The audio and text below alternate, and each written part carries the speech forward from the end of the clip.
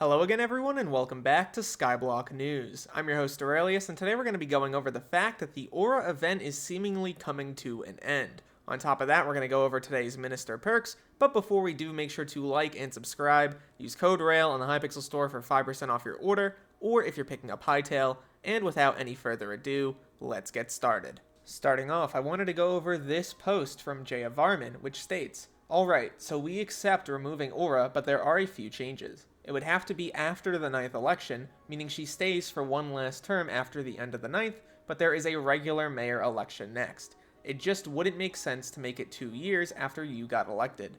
Sure, Aura will be back, but I cannot guarantee once a year, nor the duration. Also, the second act of Aura might be different in multiple ways."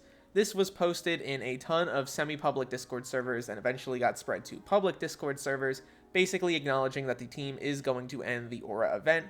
I imagine that Aura was asked to be ended by the candidate and Aura. That seems like the most likely outcome.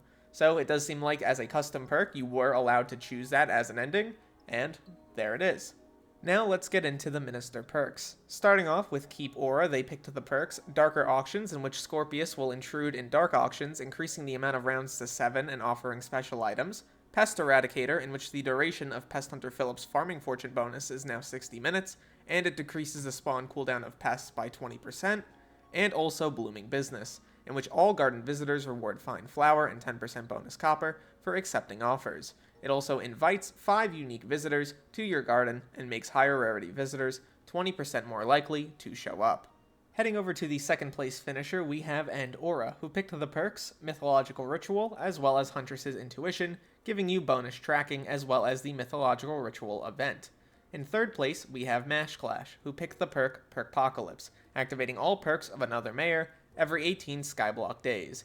As per usual, I will have all of the information related to Perkpocalypse both in the description as well as in my Discord, discord.gg/Derailious. In fourth place, we have Notch, the creator of Minecraft, who picked the perk More Skills, giving 50% more skill experience. This perk was previously not allowed. I was not allowed to pick it the first cycle, but it is allowed now for a reason we'll get into in a little bit. Also, I'm like 100% certain that Notch didn't actually pick this perk. This was just the admins picking for Notch, so keep that in mind. In fifth, we have Ascent PvP, who picked Easy Peasy, giving you 10 bonus score on your dungeon runs. In sixth, we have Spyro, who picked Statspocalypse, increasing all combat and miscellaneous stats by 10%. And in seventh place, we have the Electoral Goon, because Snowflake Kiwi betrayed us all by removing Mayor Aura's Work Smarter perk. And we can head downstairs and we can see that that perk is currently inactive. You no longer gain bonus skill XP, dungeons XP, or Slayer XP, which is why I imagine More Skills was allowed to be picked as a way to circumvent the removal of one of Aura's perks. And if we head outside to the jail, we can see Snowflake Kiwi. Based on all the current information, it seems like the Aura event will wrap up in about a week's time, with one more Minister election, and then their perks going through for a full cycle, and then after that, the event will be over, and following that point, it seems like we'll eventually get all the custom perks that people have been asking for.